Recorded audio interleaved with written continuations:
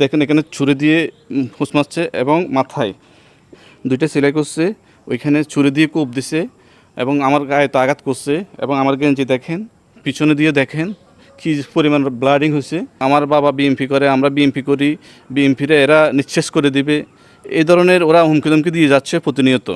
আমরা বিএমপি করতেছি, এটা কি আমাদের অপরাধ? নোয়াখালী টাইমস, দৃষ্টি জুড়ে বাংলাদেশ। আসসালামু আলাইকুম। আমার বাবার নাম সালাহ আহমদ।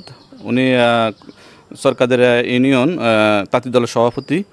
তো মূলত আমাদের সাথে আজকে যে দ্বন্দ্বটা হয়েছে, যে মারপিটটা হয়েছে, ওইটা হচ্ছে একটা ফেসবুক স্ট্যাটাস নিয়ে, তো ওইখানে একটা কমেন্ট নিয়ে জামাতের ফলাফাইন তো আমার উপরে অতর্কিতভাবে এবং আমার বাবার উপরে অতর্কিতভাবে অস্ত্রশস্ত্র নিয়ে ঝাঁপিয়ে পড়ছে। তো এবং আমার দেখেন কি অবস্থা এখন, এই আমার এখান দিয়ে দেখেন এখানে ছুরি দিয়ে হুঁচ মারছে এবং মাথায় দেখেন মাথার উপরে আঘাত করছে। তো এরা এখন আমাদেরকে ধমকি হুমকি দিচ্ছে, মানে অনেক আমাদের উপরে আরও প্রতিশোধ আরও নেবে জামাতের ইস্যুটা নিয়ে।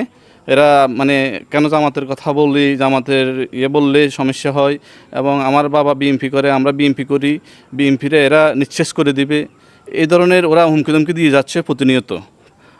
জনাব তারেক রহমানের প্রতি আমাদের দৃষ্টি আকর্ষণ করতেছি যে এগুলো উনি যেন ব্যবস্থা নেয়, এবং প্রশাসনিক ব্যবস্থা নেয়।